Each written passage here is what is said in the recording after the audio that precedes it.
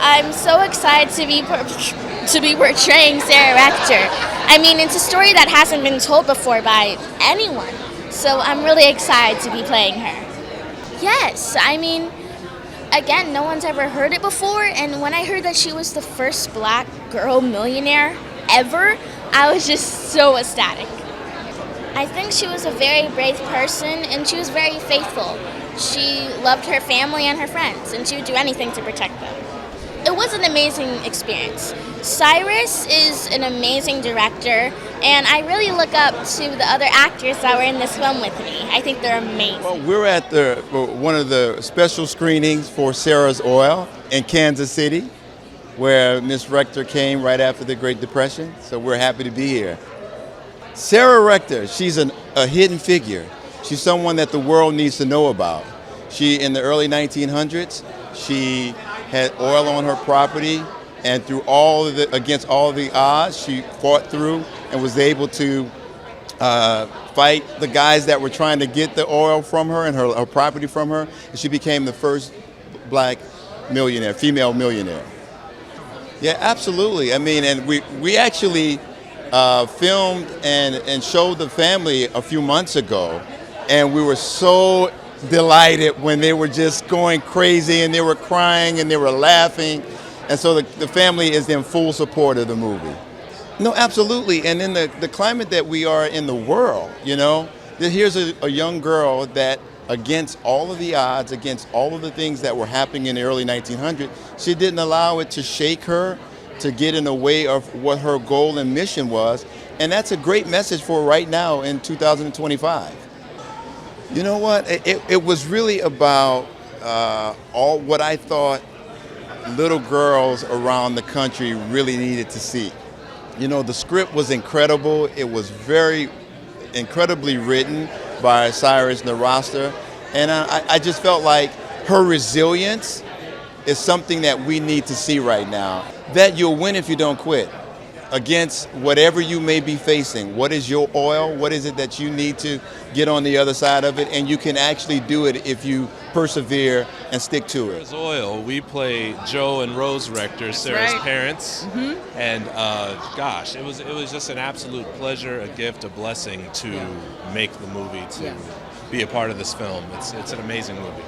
Yeah. I think it was a long time coming. Cyrus Nowrasteh, our director, and his wife, Betsy Nowrasteh, they co-wrote it, and they poured their heart into this thing. They found out about this story, which most people do not know about, and they said this deserves to be told, and they wrote it in such a way, you know, that I think everybody can relate to and be inspired by, and it did. It took a lot of effort, a lot of time, a lot of pushing the wagon up the hill, you know what I'm saying? Yeah. And it's so crazy that we're here now. We're about to be at the world premiere. We're here at the premiere here in Kansas City, where the Rector descendants live. We're so excited. A lot of them are here tonight.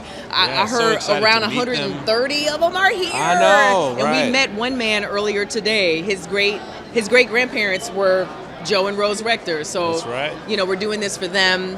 Yes. We're doing this because it's a lost piece of Black American history. We're doing it for the Lord. We're just excited to be here. Our son is here too. Yes. So that's super exciting. Oh, we absolutely need these stories. These are the stories that should be brought to life. That's right. These stories happen. It's real American history. It's things that nobody knew about. I know we certainly didn't know about it before the script came our way. And that began a journey of just delving into this part of the past that's not really talked about, you know, and so it really is. It's an absolute pleasure to be able to bring this to life and show the world. Well, I hope they come away learning something they didn't know. I hope they come away with their understanding of the past of this nation being altered just a bit for the better. I also hope they come away with more faith, right? We hope that people are inspired just like we were. Yeah, to see what it looks like to walk out faith in practical terms. You know, it's one thing to learn about it, to kind of like philosophize about it, but then to actually stand by your convictions and walk out, you know, walk through trials, walk through obstacles in faith, and allow whatever the result is, allow it to happen, because what's important is that you walk true to your faith and what you believe God is telling you.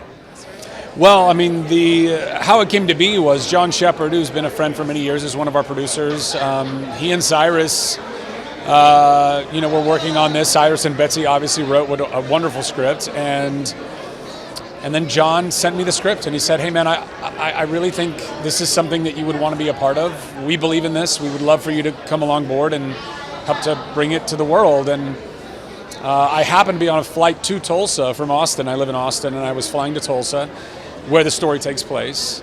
So the timing and the coincidence of that, was very fated, I think, and I couldn't put it down. It was an incredible script and an amazing story, and I couldn't believe that I'd never heard of it, and that nobody I knew had ever heard of it. And it's a story of perseverance and faith and strength and grit, and I just thought this story must be told. It needs to be told. And Bert was such a juicy role to play.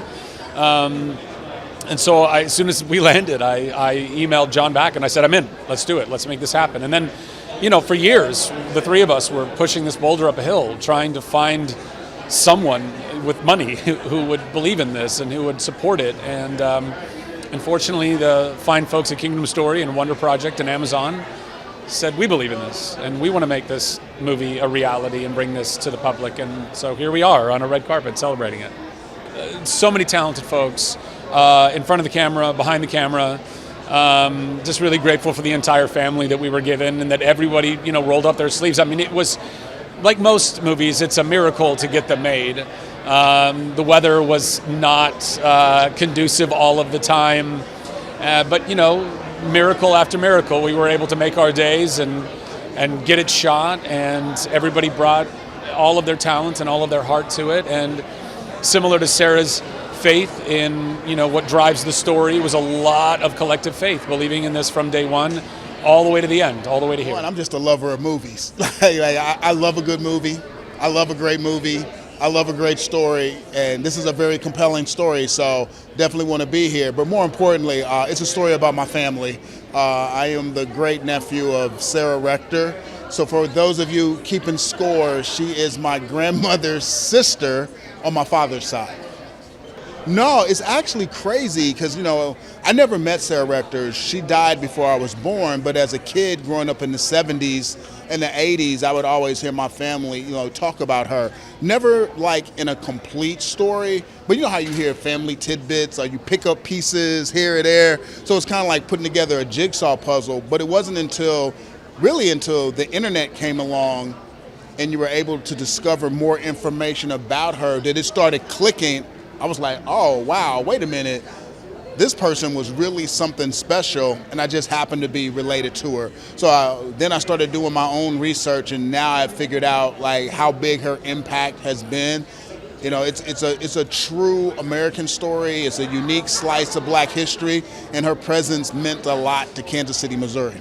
I just want people to be inspired. I also want people to learn the true story, because some of the information online is not all accurate, but this film does a good job of telling the factual story of what happened. And I just want people to be inspired, because that's what good cinema does.